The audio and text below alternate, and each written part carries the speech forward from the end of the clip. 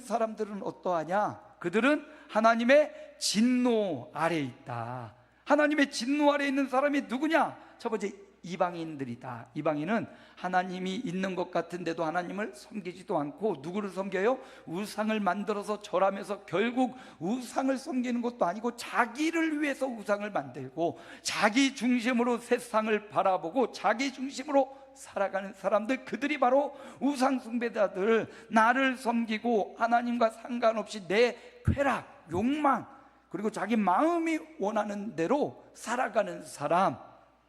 그래서 성적으로 타락하고 도덕적으로 타락한 그들은 뭐가 머물러요? 하나님의 진노가 머물러 있는 겁니다. 언제? 진노가 임해도 이상하지 않는 자들, 이방인들이고요. 두 번째는 그들과는 좀 달라요. 이방인, 유대인 할 것 없이 그들과는 좀 수준과 차원이 다른 사람도 있죠. 우리 주변에도 보면 정말 법 없이도 살만한 사람, 수준이 높은 사람, 그런 사람들이 있어요. 굉장히 선을 많이 행하고 공공의 이익을 위해 희생하는 사람. 그럼 그들은 어떠냐? 하나님이 그래, 그들이 너희보단 수준과 차원이 다르고 정말 의로운 재판장, 정말 선을 많이 행하는 사람, 정말 법 없이도 사는 사람이 있지. 그러나 그것은 너희와 비교해 보면 너희보다 우월한 거지, 하나님의 시각에서 보면 아무리 의로운 판단을 내리는 재판관일지라도 그도 잘못된 판결을 내리기도 하고 그도 하나님 앞에서는 죄인이다. 아무리 선을 많이 행해도, 착한 일을 많이 하고 구제를 많이 해도 하나님의 눈앞에서, 하나님의 심판대 앞에 서면 그 선행 또한 자기를 드러내려고 하는, 자기 의로 선행을 하는 사람들도 많다는 거죠. 그도 하나님 앞에 선인이지만, 우리와 수준과 차원이 다르지만 그 또한 뭐다? 죄인이다. 하나님의 심판대 앞에 서면 하나님의 진노가 머물러 있는 사람이다. 법 없이 살 것 같은 사람도 그래요. 아니, 간혹가다 범인으로 잡혀서 주변 사람 인터뷰를 해보면 저 사람이 사람을 죽인 사람이었어요, 어땠습니까? 평소. 그러면 주변 사람들이 그 사람 법 없이도 살 사람이었는데 왜 그랬을까요? 이런 인터뷰하는 경우가 가끔 있잖아요. 세상에 법 없이도 살 것 같은 사람도, 양심적인 사람도 그 양심대로 살아갈 수 없고요, 법을 다 지키며 살 수 없다. 그도 하나님의 심판대 앞에 있다. 그래서 수준과 차원이 다른 사람들도 하나님의 심판대 앞에 서 있고요. 마지막, 지난주에 유대인들은 선민입니다. 선택받았어요. 아브라함부터 이삭과 야곱, 요셉, 애굽에서부터 선택받아 종되었던 그들이 구원받았고 출애굽을 경험한, 율법을 받았습니다. 할례를 행하고 있어요. 그러니까 선택된 백성이니까 그들은 하나님의 진노가 없냐? 아니라는 거예요. 왜냐하면 하나님이 그들을 선택한 것은 그들이 의롭고 똑똑하고 잘나서 선택한 게 아니에요. 선민 사상의 진짜 의미는요, 잘나고 멋있고 뛰어난 사람을 선택한 게 아니라 하나님이 못나고 부족하고 연약한 자 아브라함, 믿음의 조상이라고 하지만 우리 창세기 읽어보세요. 아브라함이 그렇게 의롭나? 아니에요. 그 연약하고 그 변덕스럽고 아내를 누이라고 속이고 아내를 팔아먹고 그러기를 근 100살까지 하거든요. 그럼에도 조금씩 그 믿음이 성장하는 걸 볼 수 있어요. 유대인, 하나님의 언약을 받고 하나님의 율법을 받았지만 그들은 뭘 잘못했냐? 선택받은 우리 공동체, 우리 교회, 우리 가족, 여기만 신경 쓰고 있는 거예요. 하나님은 그들을 선택해서 선택받은 우리가 아니라 우리를 선택하신 하나님을 바라보라는 거거든요. 우리 민족끼리만이 아니라, 우리 가족끼리만이 아니라 우리를 구원하신 하나님께 집중하라고 율법과 할례를 준 건데, 그들은 우리끼리 하면서 이방인들을 다 자기들 외에는 다 지옥 갈 거라고 그렇게 이야기를 하니 그들도 큰 잘못을 범해 하나님의 진노가 있다. 또 하나님의 말씀을 먼저 받고 그 말씀을 알고 가르친다면, 알고 가르치는 것보다 중요한 게 뭐냐면 행하는 거잖아요. 실천하는 거잖아요. 성실하면 돈을 번다. 아는데 성실하지 않아. 열심히 공부하면 성적이 나온다. 그런데 공부하지 않아. 유대인들이 그랬다는 겁니다. 율법을 먼저 줬어요. 하나님의 법, 하나님을 알 수 있고 만나는 법을 먼저 줬는데도 이렇게 하면 하나님을 만날 수 있어 가르치기는 잘하는데 직접 그 말씀대로 순종하지 않았어요. 믿음이 있다고 행함이 없습니다. 그래서 유대인들도 하나님의 심판, 진노 앞에 있는 거고, 유대인들은 어떻게 보면 가장 먼저 율법을 받았고 할례를, 언약을 맺은 사람들이에요. 그것은요, 하나님이 그들에게 주신 특혜였어요. 특혜. 근데 유대인들은 자신들에게 내려준 하나님의 특혜를 마치 특권인 양, 그러니까 우리는 괜찮아, 율법을 받았으니까 안 지켜도, 할례를 행했으니까 우린 무조건 구원받아.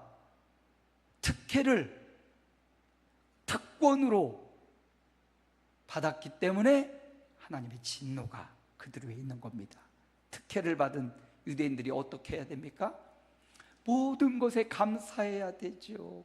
받을 수 없는 은혜를 받았으니, 특혜를 받았으니 감사하는 거죠. 또 하나, 특혜를 받았으면 그것을 사명으로 살아내고 받아내야죠.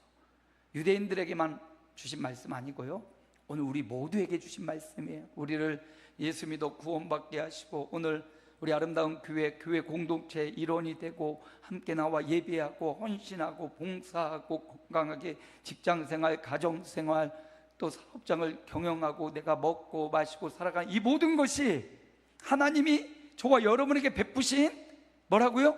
특혜예요. 특혜. 이건 내가 가지고 내가 누려야 될, 왜 이거 안 주십니까 하는 특권이 아니라 하나님이 나에게 주신 특혜라는 사실. 오늘 하루 우리가 살고, 오늘 하루 예배를 드리고, 오늘 하루 우리가 살아가는 모든 삶의 여정이 하나님의 특혜다. 특혜니까 어떻게 받자? 범사에 감사함으로 받고, 그리고 사명으로 받자. 우리 형님이 인테리어를 하시거든요. 막 전국방 막 돌아다니면서 인테리어를 해요. 저 화성의 와우리 교회를 섬기는데, 어느 날 형님이 막 일하다가 막 일거리가 계속, 일은 하는데 수금이 안 되고, 일은 하는데 막 잘 이렇게 돈벌이가 안 되고 막 그러더래요. 인테리어 뭐 하루 나가면 보통 30에서 50이거든요. 형님은 그건 청년 때부터 그 일을 했으니까 아주 수준급 그 계통의 전문가예요. 근데 왜 이럴까 하다가 하나님 앞에서 자기를 바로 하더니, 그래, 이거 우리 형님 얘기입니다. 그저께 통화를 하는데, 그래, 내가 하나님 앞에서 물질관을 바로 세우기 위해서 11조 생활을 해야겠다. 그러더니 30만 원 11조를 시작을 했대요. 한 재작년부터. 그랬더니 노는 것 같은데 돈이 벌리고, 쉬는 것 같은데 수금이 되고, 억지로 안 해도 들어오더라고요. 그래서 이거 참 신기하네, 강 목사. 나 정말 신기한 경험을 하고 있어. 형님, 하나님이 형님 가족, 형님 먹을 것 하나님을 인정하며 드리는데 책임져 주지 않겠어요? 그래, 나 그러면서 11조 하는데 내가 또 하는 게 뭐가 있냐면, 한 달에 한번 감사헌금하고 그 정도 해. 그래서 제가 그랬어요. 형님, 한 달에 한번 감사헌금 하지 말고요, 매주 그걸 쪼개서 5만 원, 10만 원 그걸 쪼개서 매주 하나님 앞에 범사에 감사해 보세요. 금액이 작고 그거를 넘어서 마음을 담아 하나님 앞에 매주 감사를 표현하며 10,000원씩이라도 늘 그거하고 선교헌금, 정말 선교를 위해서 형님 작은 돈이지만 10,000원씩이라도 적금도 넣는데 하나님 앞에 쌓아보세요. 그랬더니 그래 봐야겠네 하면서 형님이 좋아하시더라고요. 그렇구나. 하나님이 우리에게 주신 모든 것은 뭐다? 특혜예요. 특혜는 어떻게 반응하냐? 감사로, 무조건 범사의 감사로 표현하고요. 그래서 삶에서 꼭 예물을 드리지 않더라도 내 입술에 진심을 담아 감사합니다, 감사합니다, 감사합니다. 저는요, 주여 주여 이렇게 찾는 것보다 감사합니다 감사합니다 이게 더 좋은 것 같아요. 우리는 신앙인이기 때문에 감사하면 무조건 하나님께 올라, 주여 주여 찾을 때는 어렵고 힘들 때 주여 주여 한숨 때 주여 주여 찾는데, 그 주여를 감사로 바꿔서 감사합니다 감사합니다, 고난도 감사합니다, 어려움도 감사합니다, 이길림 주시니 감사합니다, 축복하시니 감사합니다. 감사의 고백이 저와 여러분에게 있고, 주신 특혜를 사명으로 받아들이시길 축복합니다. 오늘 말씀이 이제 들어가네요. 이번 주 그렇게 이번 주도 어렵지 않아요. 이방인을 위한 하나님의 진노, 그다음에 그 수준과 차원이 높은 우리보다 월등한 사람들에 대한 하나님의 진노, 유대인들을 향한 하나님의 진노였다면, 오늘은요, 오늘 말씀을 듣고 있는 우리가 남 얘기하듯 지금 로마서를 보고 있었습니다. 근데 여기 보니까 9절 함께 읽습니다. 그러면 어떠하냐? 우리는 나으냐? 결코 아니라 유대인이나 헬라인이나 다 죄 아래 있다고 우리가 이미 선언하였느니라. 우리는 예외냐? 여기 우리는 누굽니까? 성경학자들은 바울이 유대인이었기 때문에 여기서 우리는 유대인 공동체를 말한다라는 사람도 있고요, 어떤 학자들은 여기서 우리는 유대인과 이방인을 포함한 지금 새로운 예수 그리스도를 믿는 교회에 있는 성도들이다, 교회 모든 성도들. 지금 이 책을 로마서로 로마에 보내잖아요. 로마의 성도들에게 보낸 책이에요. 그래서 여기서 우리는 예수 믿고 구원받은 저와 여러분, 저는 그래서 두 번째가 더 유력하다 해석을 합니다. 그래서 여기서 우리는 누구예요? 저와 여러분이에요. 물론 1차적으로는 바울과 함께 예수 믿은 그 로마의 공동체고요, 2차적으로는 우리 모두예요. 정말 우리 모두를 향한 말씀이에요. 그럼 우리는 어떠냐? 우리는 하나님의 진노를 당하지 않아도 되느냐? 우리는 예외냐? 라는 말을 하고 있는 겁니다. 그래서 로마서를 읽는 현재와 과거 또 모든 성도들을 향하여 우리는 어떠한가? 하나님의 진노를 면할 수 있느냐 없느냐? 이 문제를 바울이 말하고 있습니다. 자, 우리는 어떠합니까? 오늘 말씀해보니까 헬라인이나 유대인이나 뭐라고요? 다 어디 아래? 죄 아래에 있다. 우리가 이미 선언했다. 이 말은 뭡니까? 이방인, 유대인, 수준 높은 사람, 나 외 모든 사람들이 다 죄 아래 있고, 이제 나 또한 그들 무리 가운데 포함되어 있다라는 말을 하는 거예요. 바울, 이 글을 쓰고 있는 바울조차도 나도 죄 아래 있다, 나도 죄인이다, 우리도 죄인이다. 그래서 결국 이제 로마서 23장 23절부터는 모든 사람이 죄를 범하였음에 다 아우르는 거예요. 이방인이든지 유대인이든지 수준 높든지 수준 낮든지 지금 이 글을 읽는 모든 사람이 죄를 범하였음에, 우리는 성경을 읽으면서 저 사람들, 그때 살던 사람들, 저 악한 이방인들, 저 어리석은 유대인들, 이렇게 판단하는 경우가 많습니다. 근데 오늘 본문은요, 그렇게 판단하고 있는 바로 나를 향한 하나님의 메시지예요. 그래서 나는 어떠한가? 우리는 어떠한가? 나는 하나님의 진노를 면할 수 있는가? 살펴보는 거죠. 근데 오늘 바울은 선언합니다. 너 또한 나 또한 다 죄 아래에 있다. 그러므로 하나님의 진노가 머물러 있다. 이 말을 하고 싶은 거죠. 10절입니다. 함께 읽습니다. 기록된 바 의인은 없나니 하나도 없으며, 하나도 없어요. 의로운 인생이 하나도 없습니다. 나 또한 의로운가요? 그래요. 우리가 말하는 의로움은요, 상대적입니다. 나는 저 사람보단 의롭지. 요즘 우리 윤석열 대통령 빤스 수계라고 막, 나는 적어도 그 사람보단, 아이고 저 어떻게 저럴 수가 있어 하면서 손가락질하지만, 그 사람만 그럴까요? 우리도 그 위치에 처하면 충분히 그렇게 낯뜨거워질 수 있고요, 그렇게 불의할 수 있어요. 자기 스스로는 의롭다고 하지만 우리가 말하는 이 의로움은요, 대부분 상대적이에요. 근데 하나님이 말하는 의는요, 절대적인 의를 말하는, 하나님 앞에서 볼 때 의로운 사람이 있냐? 우리보다 조금 나은 사람, 우리보다 조금 낮은 사람, 우리는 그렇게 구별하지만 하나님 앞에 설 때 그 누가 난 당당하게 하나님 앞에 난 의인입니다, 고개를 들 수 있는 사람이 없어요. 그럼 우리는 어떻게 구원받고 어떻게 하나님의 자녀가 됩니까? 예수 그리스도의 피를 믿음으로 이미 죄를 지은 죄인이지만 용서받은 의인이 되는 거예요. 그래서 하나님의 진노를 면할 수 있는 겁니다. 유일한 방법, 예수 믿는 믿음으로 그냥 의인이 아니라 의롭다 칭해준다 해서 칭의라고 하고요, 그 말을 용서받은 의인으로 살아가는 거예요. 여러분, 그럼 의인이 하나도 없으니까 의롭게 살아가는 걸 포기할까요? 그냥 마음대로 살까요? 그렇지 않아요. 의롭다 용서받은 의인이 되었기 때문에 더 의를 추구하고, 용서받은 모든 죄를 용서받고 의롭다 인정받은 사람이 되었으니 더 봉사하고 더 의로움을 추구하며 살아야 되겠지요. 100데나리온 빌린 사람을 옥에 가뒀던 그 1만 달란트 빚진 사람의 비유가 있어요. 1만 달란트를 빚지고도요 용서를 받았습니다. 에?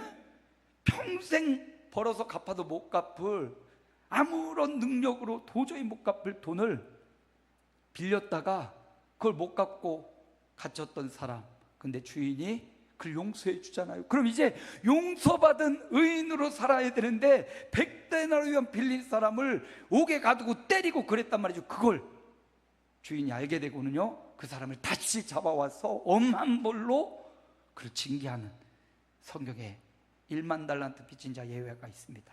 이 말씀은 우리 성도들에게 주신 말씀이지요. 우리는 수없이 많은 죄로 태어나서 죄를 짓고 여기까지 와서 그 죄의 대가를 치르려면 지옥 형벌이 마땅한 존재들이에요.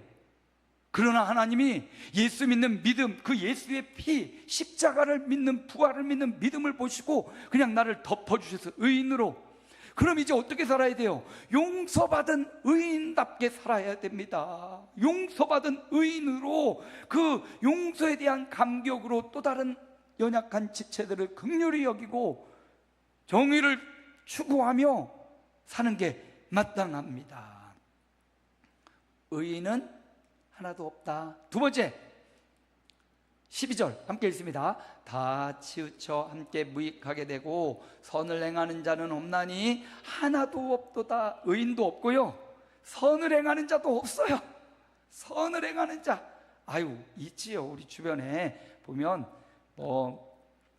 그 기아대책 같은데 10,000원, 30,000원, 100,000원 이렇게 후원하는 분들도 계시고요, 남 모르게 자기의 수입을 이렇게 배분해서 고아원이나 연약한 지체들을 위해서 하는 분들도 계시고요, 또 우리 성도들 가운데도 힘들고 어려운 가운데 하나님 앞에 예물을 드려서 하나님 받으시고 교회를 유지 보존할 수 있도록 그렇게 드리는 정말 선한 손길들이 있습니다. 그런데 하나님은 여기서 말하는 이 선은요, 상대적인 선이 아니에요.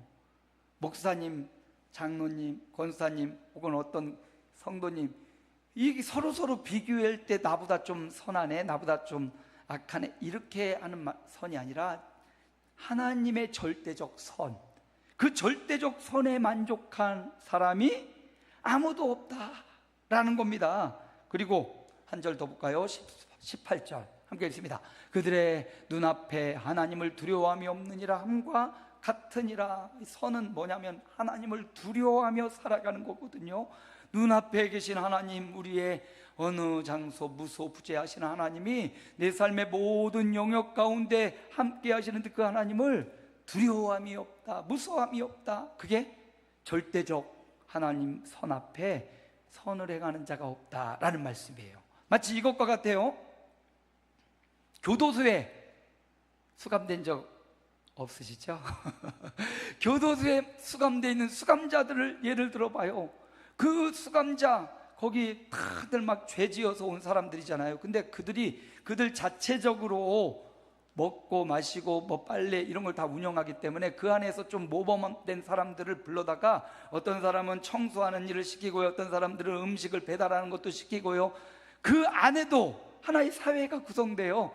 그래서 그 안에서 자기들이 자체적으로 먹고 마실 수 있도록, 그래서 뭐 한 끼 식사가 3천 얼마인가라고 하는데, 그게 그 인건비가 다 빼진 철저한 재료비만 들어가서 3천 원짜리 밥이요, 보통 사회에서는 10,000원 이상의 밥 그렇게 나온대요. 야, 그러니까 죄를 짓고 그냥 거기 가서 사는 사람들이 있어요. 학교라고 싶어 다 먹을 거 주니까 거기 가서 살려고 하는 자범들이 있다고 해요. 그러니까 수용소 시절을, 물론 인권이 중요하지만 그들은 범죄자 아닙니까? 저는 정말 최소한의 먹을 걸 줘야 된다고 생각해요.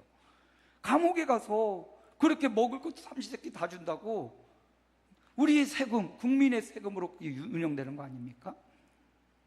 어쨌든 그 안에 사람들이 모이면 그곳이 또 사회가 되잖아요. 그 감옥 안에서 선한 일을 하는 사람도 있고요, 봉사하는 사람도 있고요, 그 안에서 막 도와주는 사람도 있어요. 그런데 그들은 근본적으로 죄인이잖아요. 수감받고 있는, 그 죄 대가를 치르고 있는 죄인들 아닙니까? 그거와 똑같아요. 하나님이요, 우리 이 죄인된 우리를 선을 행하는 자 아무도 없어요. 그 중에 조금 잘나고, 그 중에 좀 봉사하고, 그 중에 좀 뛰어난다고 할지라도 그들은 근본적으로 죄인인 것처럼 이 땅에 살아가는 모든 사람들은요, 비록 우리도, 예수 믿고 구원받은 우리도 완전히 죄와 끊어버리고 살지 않잖아요. 한 주간을 살면서 우리 마음에 얼마나 시기심이 막 일어나고, 미움도 일어나고, 샘도 일어나고, 부러움도 있고, 우리 안에 원망과 불평도 있고, 예수 믿지만 여전히 우리 안에 있잖아요. 그래서 하나님 말합니다. 하나님을 두려워함이 없고 선을 행하는 자도 하나도 없다. 오직 용서받은 의인처럼, 용서받은 하나님의 백성으로, 그렇다고 우리가 선을 포기해야 됩니까? 아니죠. 하나님은 우리가 힘을 합쳐 죄인이지만 또다시 선한 일에 함께하고 동참함으로 우리가 성화되기를 원하셔요. 조금이라도 변화되기를 원하셔요. 선을 행하는 자도 없습니다. 마지막 세 번째, 3장 19절 함께 읽습니다. 율법 아래 있는 자들에게 말하는 것이니 이는 모든 입을 막고 온 세상으로 하나님의 심판 아래 있게 하려 하심이라. 20절도 읽어볼까요? 그러므로 율법의 행위로 그의 앞에 의롭다 하심을 얻을 육체가 없나니 율법으로는 죄를 깨달음이니라. 율법을 다 지키는 자도 없다. 지금 우리 얘기하는 거예요. 우리 로마서를 읽고 있는 바울과 로마 교인이고, 오늘 우리 아름다운 게 이 말씀을 듣고 있는 저와 여러분, 율법을 우리에게 주셨잖아요. 근데 그 율법을 행동으로 온전히 지켜낼 수 있는 사람이 없다라는 거예요. 왜 없게 하셨냐? 율법을 지키지 못하는 그 한계를 발견하고, 율법을 지키지 못하는 죄인이구나라는 걸 깨닫게 하려고. 그래서 유대인들에게 왜 율법을 먼저 주셨습니까? 율법은요, 그 법을 어기면 뭐가 됩니까? 죄인이 돼요. 그러므로 우리는 죄를 또 어겼네? 어떻게 해야 됩니까? 속죄제를 드려야 돼요. 제사를. 또 죄를 지었네? 그럼 또 가서 속죄 제사를 또 드려야 돼요. 율법을 통해서 깨닫게 하려는 목적이 있습니다. 내가 죄인이구나, 완전히 율법을 지켜낼 수가 없구나. 그래서 율법은요, 내가 죄인이구나를 깨닫게 하려고 율법을 주신 거예요. 그럼 그 죄를 용서받아야 되잖아요. 구약시대는 그 죄를 해결하기 위해 속죄의 제물을 제사장에게 가져가서, 이거는요, 다른 예배와 일반적으로 있는 예배와 달리, 정기적인 예배와 달리 개인적으로 죄를 깨달을 때마다 속죄의 제사를 제사장 앞에 가서 개별적으로 인격적으로 또 드려야 되거든요. 그래서 용서받고 또 지으면 또 속죄제를 드려야 됐어요. 그러나 이제 오늘날에는 누구요? 우리 구주 예수님이 오셔서 우리의 모든 죄를 대신하여 단번에 그 죄값을 십자가에 갚아주셨어요. 우리 인생의 죄, 수많은 한 사람 한 사람의 죄, 그 죄를 송두리째 안고 하나님이신 그분이 형벌을 받으시고 죽어주셨어요. 그래서 우리가 죄에 대하여 죽은 자로 여길지어다 말하고 있는 겁니다. 율법의 행위로 의롭다함을 얻을 자 하나도 없어요. 우리도 세 가지를 살펴봤습니다. 우리는 어떠하냐? 의로운 자가 있느냐? 없어요. 하나님 앞에 비교할 때 우리끼리에는 의로운 사람이 있고 막 등급이 나눠지죠. 선을 행하는 자 있느냐? 없어요. 하나님의 눈앞에 그 진노를 피할 만한 선을 행하는 자가 없어요. 우리끼리는 차이가 있어요. 율법을 지키는 자 있느냐? 없어요. 조금 더 거룩하게 건건하게 신앙생활 하려는 사람 있고, 조금 게으르고 나태한 사람은 있어요. 그러나 완벽히 율법을 지키는 자 없어요.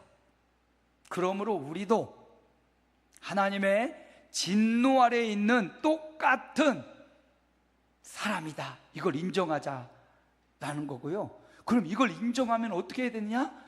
우리 또한 하나님의 진노가 언제 임할지 모르는 백성이니 이제 이 진노로부터 벗어날 수 있는 유일한 길, 예수님의 선지자들로부터 말씀하고 약속된 예수 그리스도 십자가와 부활로 우리를 구원하신 그 예수 그리스도의 의를 덧입고, 예수 그리스도의 선함을 덧입고, 예수 그리스도의 새로운 계명, 새 계명을 너희에게 주노니, 주님이 주신 계명 뭐죠? 서로 사랑하라. 사랑은 율법의 완성이라고요. 그냥 율법은 이걸 지키지 못해서 죄인이구나, 죄인이가 이걸 깨닫게 했다면, 사랑은 적극적으로 사랑함으로 우리를 하나님께로, 우리 공동체를 더 하나님의 아름다운 공동체로 만들어가는 바로 율법의 완성, 사랑이.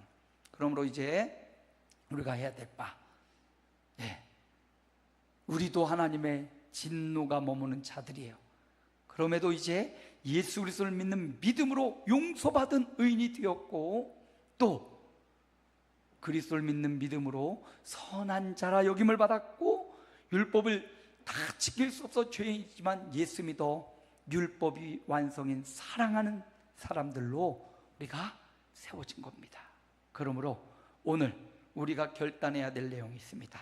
우리도 하나님의 진노가 머무는 자들임을 인정하고요, 그러기에 이 모든 것을, 하나님의 진노를 면할 수 있는 유일한 길, 예수 그리스도를, 십자가와 부활을, 나의 구주, 나의 메시아를 내 마음에 영접하고 그분을 믿는 믿음으로 살아가자는 거예요. 그 믿음은요, 어떻게 우리 삶의 영역에 나타나냐? 그 믿음은요, 첫째, 용서받은 의인으로 살아가는 거. 그러니까 당당하진 않겠죠.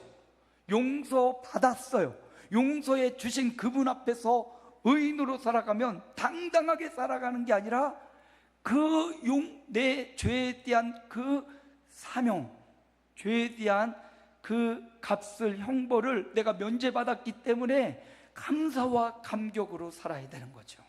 용서받은 의인으로, 하나님의 종으로 살아가는 거고요. 두 번째, 적극적으로 선을 행함으로 뭐 하자고요? 성화돼야 돼요. 하나님의 선에는 우리가 다다를 수 없지만 선을 포기하냐? 아니요. 하나님은 선한 것을 원하십니다. 그러므로 적극적으로 선을 행함으로 조금씩 성화되는 삶을 살아야 되고요. 하나님을 경외하는 우리는 어떻게 돼요? 율법의 완성인 뭐요? 사랑. 그래서 우리 기독교를 잘 설명해주는 유튜버도 그러잖아요. 기독교가 말해주는 최고의 덕목은 사랑이다. 사랑이에요, 사랑. 그게 너무나 중요하기 때문에 강조하고요, 그게 잘 안 되기 때문에 또 강조하는 거 아니겠어요? 사랑하기 쉽습니까? 나에게 잘 대해주는 사람 사랑할 수 있고요, 나에게 호의를 베풀고 친절을 베푸는 사람 사랑할 수 있죠. 그런데 이 율법의 완성, 이 사랑은 그 차원을 또 넘어서요. 쉽지 않아요. 그러므로 율법보다 더 어려운 게 바로 이 사랑이에요. 그러나 율법보다 더 큰 사명이 또한 이 사랑입니다. 오늘 우리가 하나님을 두려워하지 않는 우리가 아니라 하나님을 경외하고 두려워하는 저와 여러분이 되어서 예수 십자가 부활을 이제 믿는 용서받은 의인의 삶, 그리고 선을 행함으로 적극적으로 성화되는 삶, 그리고 율법의 완성이신 사랑. 어디부터 시작할까요? 자기 자신부터 사랑해야 돼요. 예? 제일 먼저 자기 자신을 용서하고 자기 자신을 사랑해 주세요. 그리고 여러분의 가족 구성원들을 사랑하세요. 그리고 교회 공동체 일원들을 사랑하십시오. 그리고 여러분의 만나는 이웃들을 사랑하십시오. 율법의 완성인 사랑하기. 이렇게 살아가면 하나님의 진노가 아니라요, 하나님의 축복이 머무는 삶. 자, 하나님의 진노 시리즈가 이제 이렇게 맞춰집니다. 이방인들, 수준 높은 사람들, 유대인들, 그리고 이 글을 읽는 우리, 하나님의 진노가 머물러 있지만 우리는 이걸 뒤바꿔서 하나님의 축복이 머무는 자로, 이번 한 주간도 하나님의 축복이 머무는 자로 용서받은 의인으로 의롭게 살아가고 선을 행함으로 성화되고 율법의 완성이신 사랑하는 삶을